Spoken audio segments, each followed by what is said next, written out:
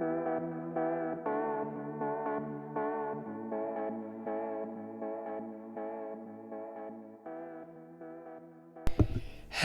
everybody, and welcome back to another episode of the Two Foot Attack podcast, episode 33 of season 3. I think 333. Is that lucky or unlucky? It's 666 is the number, isn't it? Is the unlucky number. So I think we're fine. I think it's episode 33 anyway. I have definitely lost count. But thank you all very much for joining me once again. I hope everyone is well. We're back again, speaking about all the action across the footballing world over the last, technically 7 days, but in reality it's the weekend.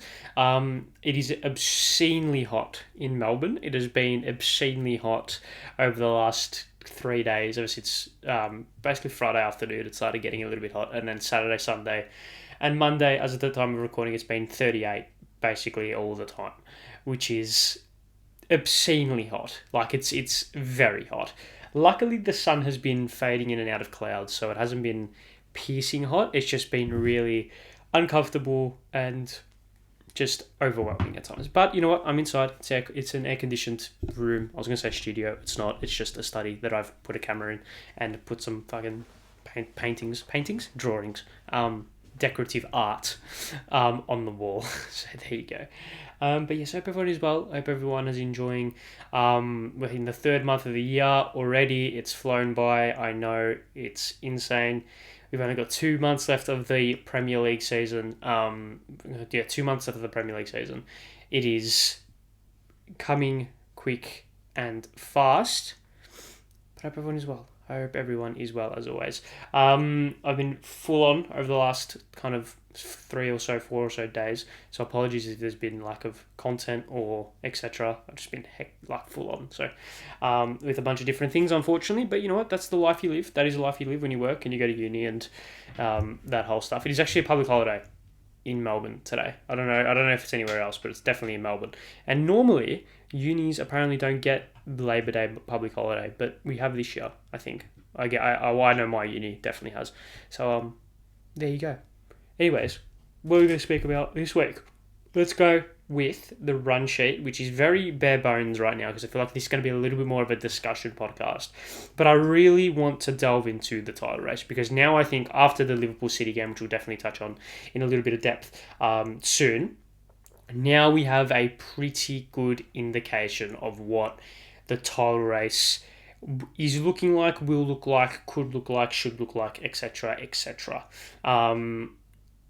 So we'll be delving deep into that and looking at the storylines of all of that, and looking into the storylines of all of that, as well as some other Premier League chat and some A League chat as well, of course. Before we kick things off, fit check, and by fit check I mean shirt check. I should have probably started doing this ever since I started wearing the shirts, but it is a retro. I say retro, not really, not extremely retro, but retro enough for it to be considered old, in my opinion. It's about a decade old. It's a Newcastle United home kit, I believe, from it might have been their relegation year, actually. I'll quickly do some research, because I don't actually know. But yeah, this was bought in Perth when I was in Perth. I'm sure if you're an avid listener, you'll know that I did go to Perth. It's a Puma kit, so it's, okay, so we definitely know here. So I bought it in Perth. It is a retro kind of kit. As I bring up the year very, very quickly, it is a 2013. Is it 2013? It is a 2014-2015 home kit, which I think was their relegation year. No, it wasn't. It was 2 years before the relegation year. So this would have been the year that... Who scored the goal? Someone scored the...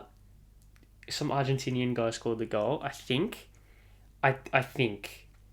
So it was the 2014-2015 Premier League season home kit. Yeah, I'm going to quickly do research. Probably should have done this before the show if I was going to bring it up. Newcastle United. Gutierrez. Was that it? I think that might have been it. It was like... They finished 15th. Pardew and then Carver. Yes, it was almost definitely the season where Gutierrez scored the goal. in the last minute of the game. I'm pretty sure, right? That's definitely what happened. Yeah. If I can find it, I'm just going to assume that's what happened. Um, I'm just gonna assume that's what happened. They finished 15th. Actually, here we go. Got the fixture list here. No, it wasn't. That would have been the year before. Okay, forgive me. Actually, was it? No. No, it was. It was that year. See, that's ball knowledge. I've just wasted 3 minutes speaking about that. But yeah, was it Jonas Gutierrez scored the goal against West Ham in the last game of the season. This is that home kit, and I've got Remy Cabella on the back because I bought it in Perth and I thought it was cool. That I just spent 3 minutes. So if anyone wanted me to speak about Socceroos, you just had that for 3 minutes. There you go. So yeah, 2014, 2015, Newcastle United top, the year that they survived relegation on the last day. Jonas Gutierrez scoring in the 85th minute at home against West Ham with Remy Cabella on the back. There we go. So yeah, that's the kit. Let's move on and let's actually crack into the podcast. I think let's start with we'll speak on the Liverpool City game first, and then we'll kind of look at the repercussions of that. So, Liverpool versus City this morning at Anfield in what was a lot of people calling it a Premier League kind of decider. I don't necessarily think it was that because I think there's definitely a long way to go in the season. There's a long way to go in the season, and a lot of teams can drop points because we've seen it's a very competitive Premier League season already. Liverpool thought they took the lead quite early on in the game, but he was ruled out for offside. And then not long after that, 5 minutes after that, in fact, a very, very interesting delivery from Kevin De Bruyne from a corner was met at the near post by John Stones, who flicked it home and gave Man City the lead. Relatively 50-50 game up until the very, very start of the second half. Up until the very, very start of the second half, where Edison makes a mistake. Well, it wasn't really Edison's mistake. I think that's pretty harsh to call it Edison's mistake. It was Ake who made the poor pass back. Edison couldn't get there. Absolutely wiped out Darwin Núñez. Penalty. Mac Alister steps up, scores 1-1, and then a very 50-50 game from then on in. Ended all square. A couple of interesting moments from that game. I think City hit the post a couple of times. If you look at the XG, Liverpool obviously have a plus 1.26 XG, or a plus 1.16. No, plus 1.14 XG. Jesus Christ. So essentially a plus 1.2 XG or a plus 1.1 XG. You can probably account half of that to the penalty and probably the other half for a little bit more of their chances. I would say they probably had more chances. Did City have the better quality chances? Probably. It was a pretty 50-50 game. I think the draw in the end was the right and fair result. I don't necessarily think that either team can go and say that they deserved to win that game from a totality perspective. I think it was a 50-50 game that can be attributed. Well, that can kind of be... was on a knife's edge of who would have won if either team had taken their chances. If Liverpool had taken the chances, they obviously would have won. If City had taken the chances, they would have won. Both teams had more than enough chances to win the game, but neither of them took them. So I think a draw in the end is a fair result. And I also think it kind of sets up... It's the best result for the neutral, I think. It sets up this remaining, 10 games of the season in perfect nick. 10 games left. Arsenal on 64 points, currently sit top.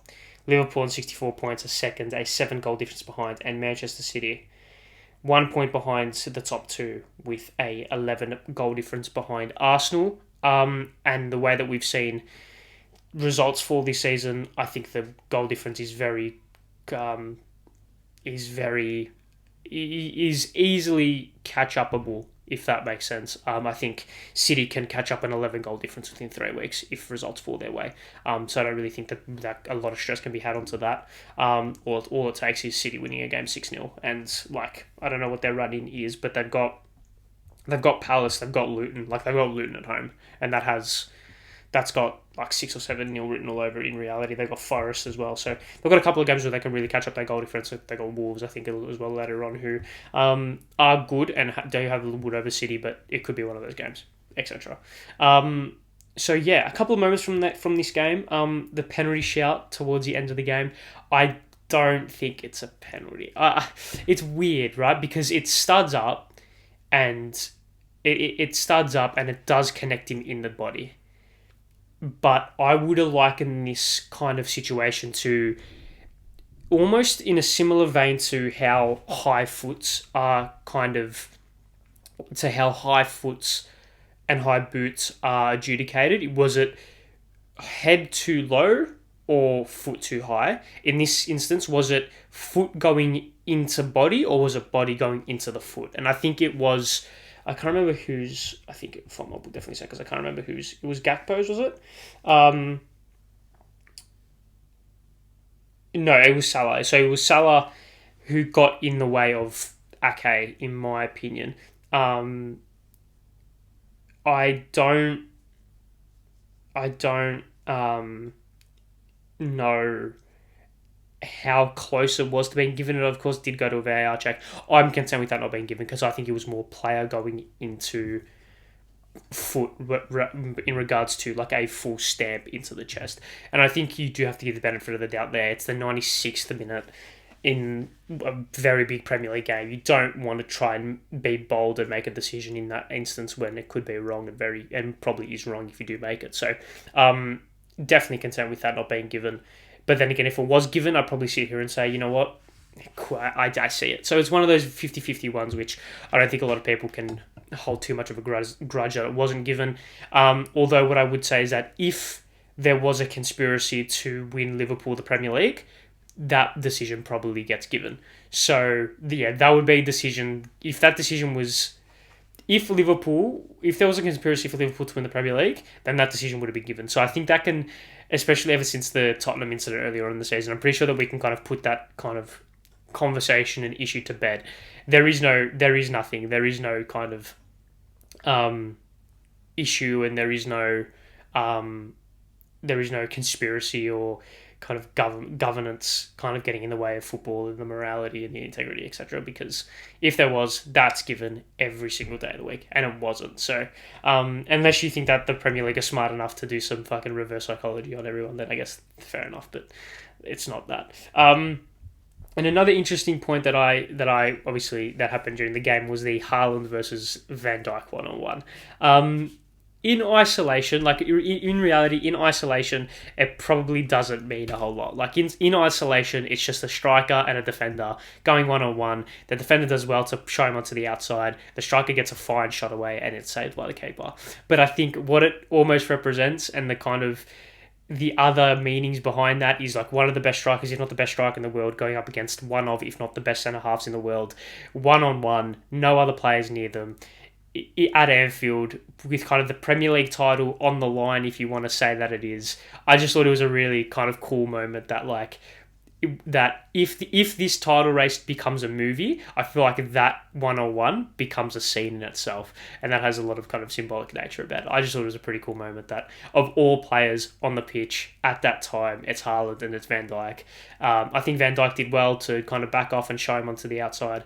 I thought Haaland did well to get a shot off that was pretty powerful, and that wasn't shit, basically. So, it was just a pretty cool moment, which I thought was kind of symbolic a little bit of the game. So yeah, I don't think anyone kind of came off kind of wrong or came off badly apart from that. Just a pretty cool kind of moment in my eyes. Because I'm a nerd when it comes to football symbolism and football kind of and meanings and kind of connotations and all this shit. That's why I love the movie Goal and all this stuff, because it's football but told in a Hollywood story, which I think is awesome. And I don't think that I think live sport can tell Hollywood stories better than Hollywood can tell Hollywood stories. So I just find that pretty ironic not ironic, but I find that pretty cool. It was kind of like the two men in the arena, the two men in the country that could kind of decide the title race in a sense. The poster boys of the two best Premier League teams over the last half a decade, going like two Adonises. It's a pretty cool kind of, you've got the perfect Man City player, you've got the perfect Liverpool player. They both represent everything, like Van Dijk being this late blooming kind of put down centre back who's perfect in every way, but still always doubted, and he's like the man of the people, where you've got Haaland, who is just this robot, ruthlessly efficient, goal, goal, goal, goal, goal, which kind of symbolises Man City's approach to the Premier League over the last kind of decade and a half, whereas Van Dijk being that risk-taking kind of underdog who has developed himself into being one of the best in the world, kind of symbolises Liverpool as well, that the way that they've kind of progressed up the Premier League table throughout the last half a decade. So it's just a pretty cool kind of symbolism of both teams, and the fact that it ended in a stalemate as well, I think symbolises the relationship or the competition aspect of both City and Liverpool, because despite City having all the Premier League titles, I feel like Liverpool do definitely have a leg to stand on, if that makes sense. Yeah, I'm just a big nerd when it comes to football narratives, so that is something that I definitely found cool about this game and that moment as well. But I think now I think that this game obviously ended 1-1 with the permutations of what that meant as well. What does this mean for the title race? Like I said, Arsenal and Liverpool on equal points. Arsenal have a +7 goal difference ahead of Liverpool. City 1 point behind both of them, and a plus and a minus, and Arsenal have a +11 goal difference on them. Where does it go from here? I'm really happy that I think it will be a 3-horse race heading into the last 10 games of the season. Liverpool have only lost 2 games. They've lost the most, but they've also drawn the most games. Arsenal have won the most games out of all of them. So they've also got the most goal difference. They've scored the most goals and they've conceded the least. So Arsenal probably in pole position right now. If we look at the fixtures, Arsenal probably have a little bit more tougher fixtures. I know City do have a pretty tough run home as well, but Arsenal's isn't necessarily easy. They've got City in their next game. They've got Brighton, Villa, Wolves, Tottenham, United. Everton as well will always be tough. So they've got a couple of really, really tough games. So their run home's not easy. Liverpool's run home is not easy either. They've got Brighton, they've got United, they've got Fulham away, which will be tough. West Ham away, which will be tough. They've got Tottenham, Villa, Wolves as well. And then we went through Man City's run home as well. They've got Arsenal coming up next on the 1st of April. Arsenal coming up next on the 1st of April, then Villa, Palace, they've got Tottenham, Wolves, Fulham and West Ham. So a lot of those teams playing relatively similar teams as well in there. It will be very, very interesting to see what happens. Obviously, we experienced it last year with the Arsenal title race, and that how that kind of fell relatively late on into the season, how they just didn't have the minerals in them to go all the way and to do it. The season before that obviously was Liverpool's and City's neck and neck season, which I thought was just awesome. Look, I think the podcast I did on that was about an hour and a half long, because it was just the most magical final day of football I think you'll ever see, which was awesome. I don't know. I really don't know where this falls. I would not be surprised in the slightest if Liverpool are able to get it done, if Arsenal are able to get it done, or if City were able to get it done, because I really don't know. If you're going to point a gun to my head and say pick, my gut struggles to go against Manchester City. It really does, just because it's ruthless. It's ruthless, and eventually it does run out. I know it does run out. It will always run out, and they'll always slide back down to slide back down the table eventually, right? Because football at the top level, within that top 6, is very competitive right now. However, I think that they might have one more year in them, but then again, Arsenal's story is there, like it's right there for it to happen right now, because it's always been Liverpool and City, and it's almost a story of them battling out, them kind of knocking each other down, punching each other down a peg or two, and then Arsenal kind of sneak attack from behind and then reach for the title and grab it kind of behind their back. You can say that. And then Liverpool have experienced this kind of 3-horse race before, with in 20 when obviously kind of the Suarez Sterling Sturridge season, where they had it in their hands and they dropped it, and City kind of snuck in and took it off them. Where Chelsea were battling in that title race as well. Arsenal were also pretty competitive that season, so they've got experience there. They still are waiting for that league title in front of their home fans, which I think will be, which I think means a lot to them as a club and as a community and as a city. Their final game of the year is at home, which I think will help them. Arsenal's is, I think, at home as well, if I'm not mistaken, it is. And I think City do play away. Or no, they play at home. So all three teams are at home. It could be a super, super final day if things go the way that they... I don't want to say should go. Could go, maybe, is probably the better adjective or is the better kind of description of how it could happen, in a sense. I don't know. I really couldn't tell you right now. All three teams are so competitive, and look at the end. Look, I'm not gonna sit here and say. I think when we spoke about 2 seasons ago, when we spoke about the City and Liverpool kind of title race, there was a big chance that from March onwards that neither team were going to drop points, and even last year I thought Arsenal and City were going to drop points till the very end. I can see a lot of teams. I can see all three teams dropping points. Throughout this last 10 games. It's not going to be a case of kind of as long as every team wins their games, they're going to stay on course, because I don't think that'll happen. I think it's going to be the team that can maintain the highest floor, if that makes sense. Because I don't think we're in a position now when it comes to the title where the upper echelon, in a sense, will define the season. It's not the top end talent that will define the season. It is when Arsenal don't play well, or when Liverpool don't play well, or when City don't play well, can they still get results? If Liverpool can play very poorly and still get a point or still scrape a win, that will win them the league. Not their ability to put six past Forest or put 6 past Wolves or whatever. Because I think all three teams are capable of that. I don't know if all three teams are capable of necessarily scraping results. Arsenal showed it against Brentford, have it scoring. Liverpool have shown it as well over the last couple of weeks. Probably before the City game, before the cup final, they were able to scrape through results, especially with their injury worries as well. City probably have the ability to do that, but probably don't show it often enough because they're ruthless enough to get the job done more often than not. So they don't need to be in those positions. But yeah, it's a really, really interesting.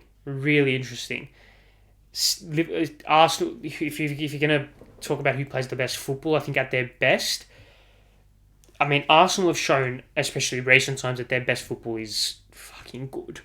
Like, good. Liverpool, probably due to their injury worries, haven't been able to play their best recently. City are just ruthless enough to get the job done, regardless of how well they play. So I think that will probably hold them in good stead. Absolute gun to my head, if I had to pick, and I really, really am struggling, I would go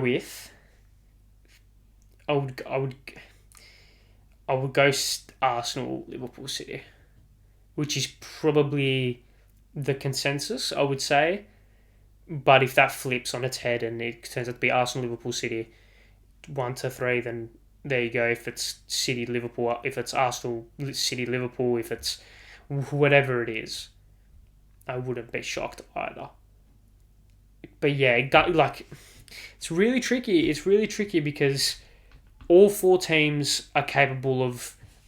All 4 teams, at their best, are capable of beating any side in the world, in my opinion. Right? So I don't necessarily think the title's gonna be decided on who can play the best. It will be decided on when the teams are playing poorly and when they aren't having a good performance, whether or not they can still pick up points and whether or not they can still pick up results, because the Premier League is very, very competitive. That, like, West Ham can easily pick up points against all 3 of these teams. Wolves can easily pick up points against all 3 of these teams. Everton can pick up points against all 3 of these teams. So whoever can avoid the banana skins, whoever can avoid the slip-ups, that will decide the Premier League. Like I didn't take too much stock into this City versus Liverpool game because I didn't think games like this would decide the Premier League. When Liverpool versus Wolves or when City versus Fulham, if they can win those games and win them comfortably, or even if they aren't playing well and still win those games, that will show me who's in best shape to win the Premier League, in my opinion. And right now, if I had to say, I think City are just ruthless enough to just get the job done. They are serial winners, and I don't think Arsenal are there yet. And I think Liverpool, I just don't know. There is a 1% doubt in my mind about Liverpool that I don't have with City, which means I probably have to back City. But I can very easily see Liverpool winning it as well. I can very easily see Arsenal winning it as well, because Arsenal, especially over recent times, have shown that they've played the best football. So it's one of those things where we can sit here in 3 weeks and Arsenal are going to be the best team in best place to win the league. We're going to sit here 3 weeks after that. It's going to be City, and then on the final day, Liverpool could only need a point and they win the league. So we don't really know, but I hope it's close. That's all I want. I hope it's close, because I think we deserve a close Premier League, in my opinion. So yeah, that is kind of what I think of that. Yeah, I don't know, and I'm actually kind of happy that Chelsea aren't a part of this, because I can kind of sit back and watch it from a neutral perspective, and not really have a dog in the fight. But yeah, that's probably just my kind of 2 cents on that title race, because it's going to be tight. It's going to be very, very tight, and hopefully it goes down to the final day for the spectacle of it all. Let's hope it goes down to the final day. Fingers crossed it does go down to the last day though, because that we need that. That would be good for the pod as well, just to really embrace it all. Any other Premier League kind of chatting? Chelsea play tomorrow against Newcastle, funnily enough, so I think wearing this top probably is not the best idea in hindsight. Yeah, probably I didn't think of that. did not think of that. I just looked at the fixture now, and we play Newcastle at home. And I can't remember the last time we actually beat them. Oh, we beat them last year, 2022. So two calendar years ago. Oh, the Havertz goal. Yeah, I remember that. That was mad. That touch and that finish. Yeah, good strike that. But regardless, Tottenham won 4-0 against Villa. All 4 goals in the second half, 2 in the last minute. Ange and his boys are just ticking along. I haven't really spoken about Ange too often recently, but he's just ticking along. The kind of limelight has faded.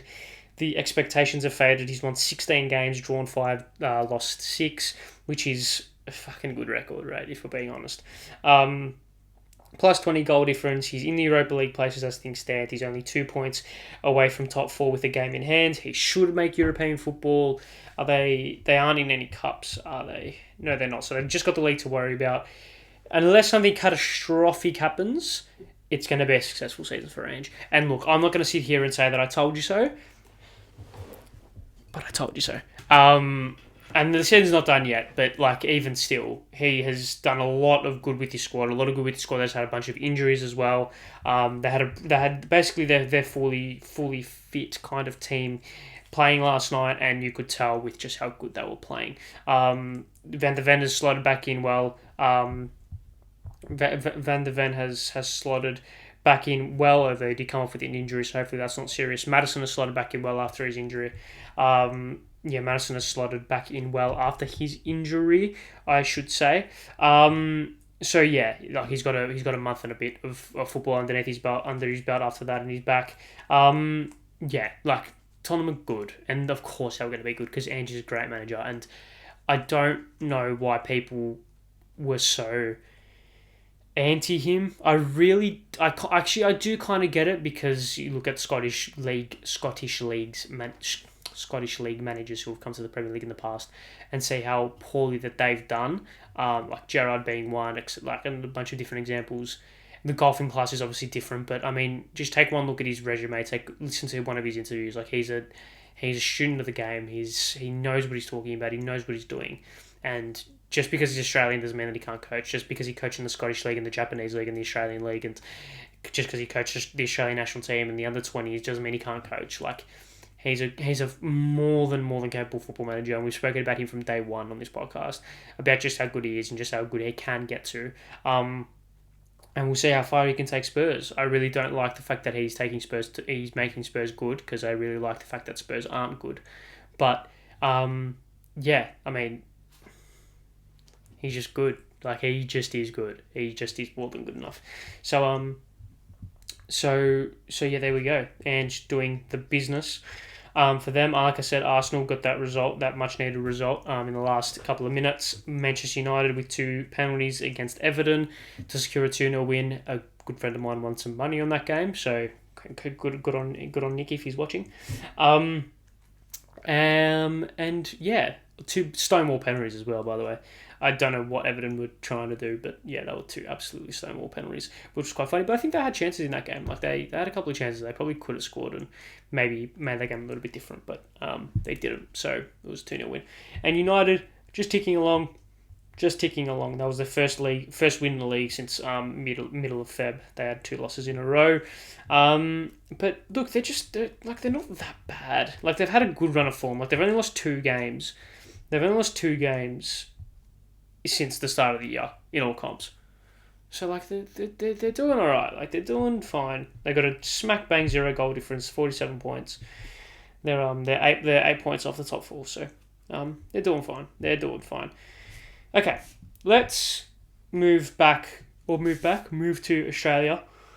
Let's speak about to A-League, shall we? And I want to kick things off by speaking about like an additional point to what I spoke about last week when it comes to the football, kind of the over-policing and stuff.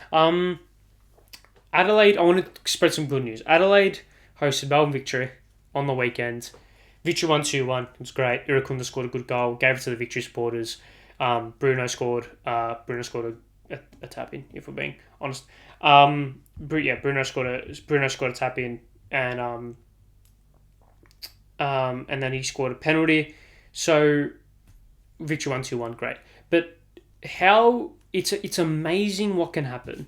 It is amazing what can happen when fans start. It's amazing what can happen when fans, staff, the stadium, the A-League, the governance of the game are all working in cooperation, are all respecting of each other and the rules and the security, and things can go off without a hitch. From all reports, I haven't heard of anything bad happening in Adelaide over the weekend. Adelaide and Victory have had a very, very kind of tumultuous past. Obviously, Victory fans were banned from Hindmarsh Stadium before the season. That decision got reversed. They go there, I think, for the first time this season, I'm pretty sure, and nothing happens. Because when you treat football fans like humans, and when you treat them like people going to enjoy a sport passionately and partisanly, then you get respect back and everything works fine.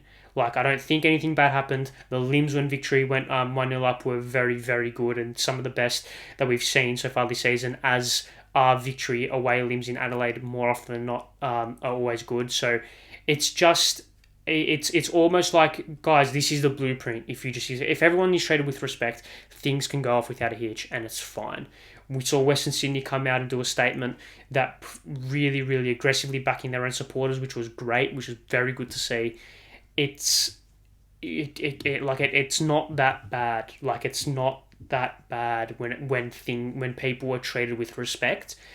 It's not that bad. I don't know the fallout. I don't know the repercussions of if the police have had any repercussions, if the security have had any repercussions based on what happened last week. The scenes that happened last week.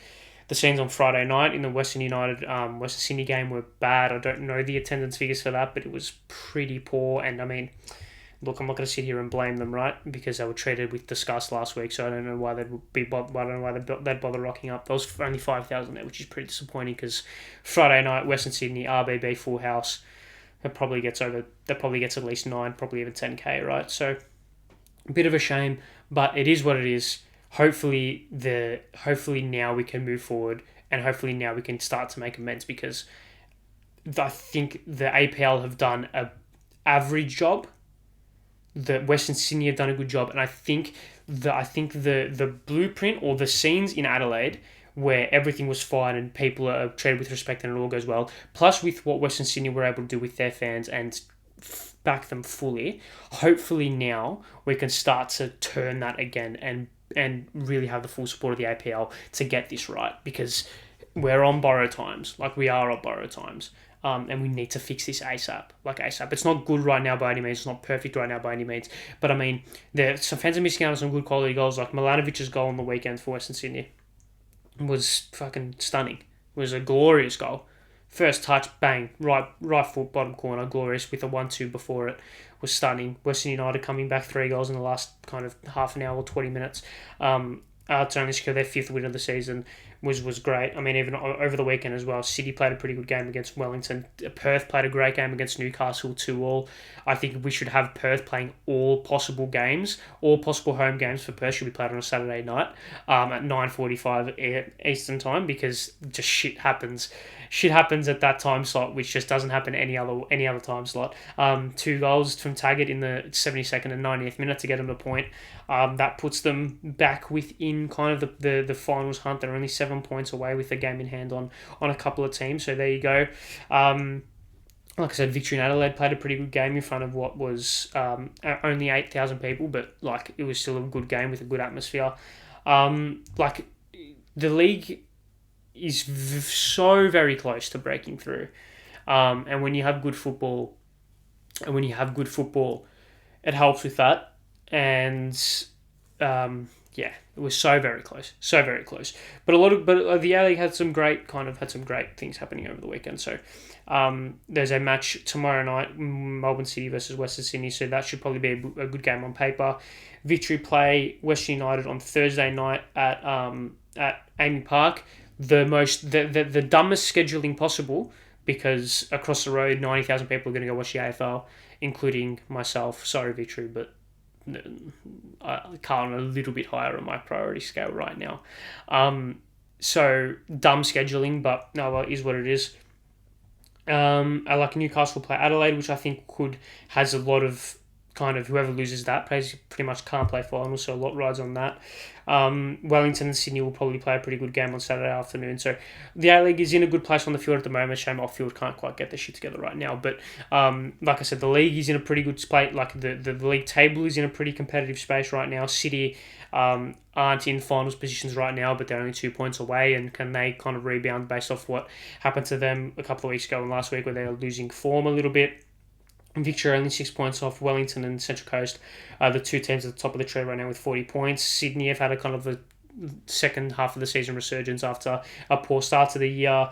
A lot of people thought Newcastle were going to be good this year. They've fallen off. Adelaide as well, based off last season. They were really good. Now they aren't so good.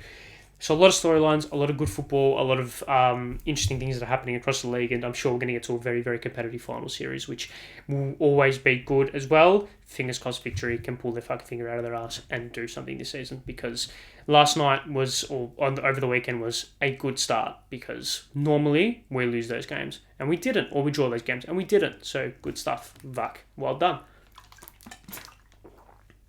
Okay. Is that it? I think that is for this episode of the 2 Foot Attack podcast. Chelsea versus Newcastle tonight, so that result would have already happened by the time this podcast comes out.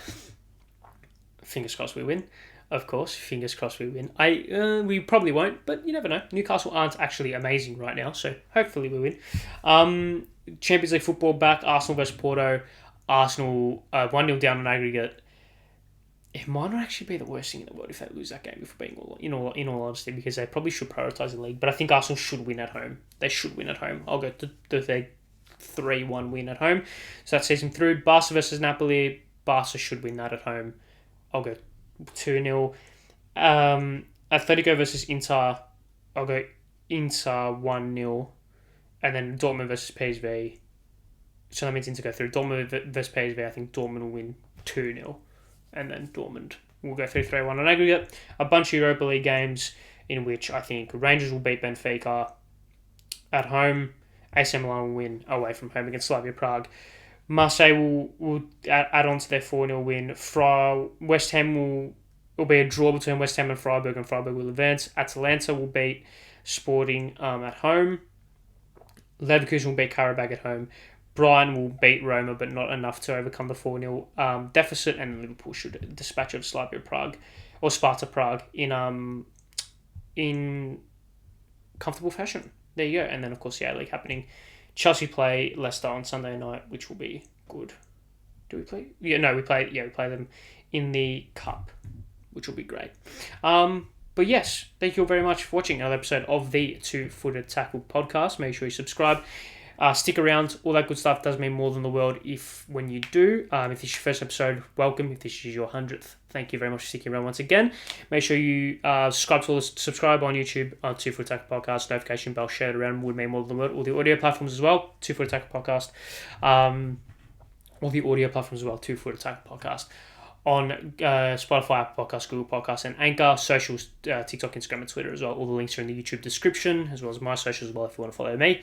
Stay well, stay safe. See you guys next week, and goodbye.